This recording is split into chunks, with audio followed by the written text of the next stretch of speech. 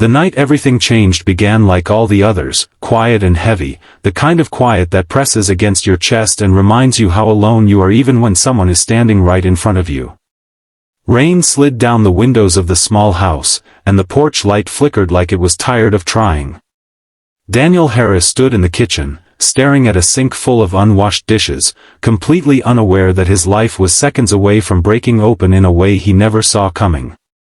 For years, he had ignored every sign, every soft moment, every unspoken truth, until love itself finally had no choice but to explode out of silence and tears. Before the story goes any further, if you believe in kindness, second chances, and the quiet miracles that happen when hearts finally open, take a moment to like this video, share it with someone who needs hope, subscribe to the channel for more emotional stories, and tell us in the comments where you are watching from. Your support helps stories like this reach the people who need them most. Daniel had not planned on becoming a single father. Life rarely asks permission before it takes something away. 5 years earlier, cancer had stolen his wife, Emily, leaving him with a 3-year-old daughter named Sophie and a house that suddenly felt far too big and painfully empty. Daniel learned how to survive in pieces. He learned how to pack lunches, braid hair with clumsy fingers, and stay awake through nightmares that were not always Sophie's. What he never learned was how to let himself feel again. He locked his grief behind responsibility, convincing himself that love was a luxury he could no longer afford. That was when Grace Miller entered his life, quietly and without any dramatic announcement. She was Sophie's new elementary school teacher, the kind with gentle patience and tired eyes that suggested she carried her own history of disappointments. Grace noticed things Daniel never did. She noticed Sophie's drawings growing brighter, her laughter coming easier, and the way she talked about her dad like he was a hero even when he felt like a man barely holding himself together. What Daniel noticed was much simpler. Grace was helpful, reliable, safe. He told himself that was all she was. Months turned into years, and Grace slowly became part of their routine. She helped with homework at the kitchen table, attended school events when Daniel was running late from work, and brought over soup when Sophie had the flu. She remembered Daniel's coffee order without asking and left encouraging notes for Sophie on test days. To Daniel, these were acts of kindness. To everyone else, they were signs so obvious they bordered on painful. But grief can make a person blind in ways that feel logical at the time. Daniel's world revolved around providing, protecting, and pushing forward. He worked long hours as a mechanic, coming home exhausted, hands stained with grease and heart stained with old memories. Grace would sometimes sit on the porch with him after Sophie went to bed, talking about small things like books, weather, or childhood dreams that never quite came true. Daniel enjoyed these moments, but he never questioned why.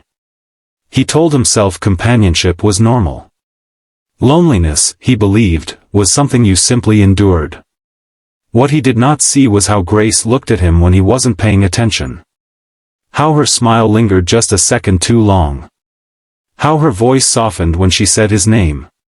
She had fallen in love with him slowly, carefully, like someone afraid of shattering something already cracked. Grace had lost love once too, not to death, but to abandonment, and she promised herself she would never beg for affection again. So she waited, hoping Daniel would someday notice what was right in front of him. The turning point came on an ordinary evening. Sophie was asleep upstairs, the house wrapped in rain and silence. Daniel was talking about bills, about work stress, about how tired he was. Grace listened like she always did, nodding, offering comfort. Something in her finally broke. Years of unspoken love, quiet patience, and self-denial rose up all at once.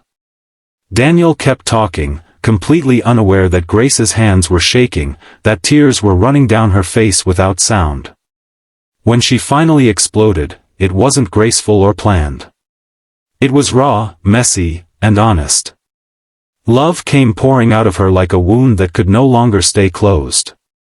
She confessed everything in one breath, her feelings, her pain, her exhaustion from being invisible to the man she loved.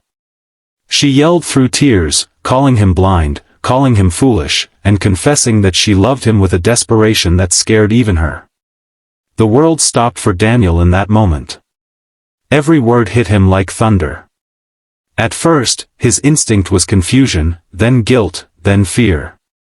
He saw his late wife's face in his mind, felt the familiar ache of loss, and almost shut down completely. But then he looked at Grace, really looked at her, and for the first time, he saw all the moments he had ignored. The late nights. The quiet sacrifices. The love that had been standing beside him while he hid behind grief. Daniel did not respond with grand words or instant clarity. He sat down, overwhelmed, hands buried in his hair, finally allowing himself to feel something he had avoided for years.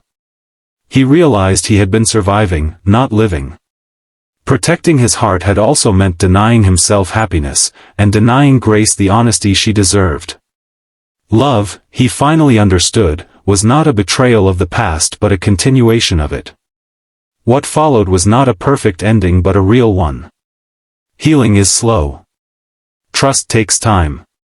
Daniel had to learn how to open his heart without fear, and Grace had to learn how to believe she was chosen, not just convenient.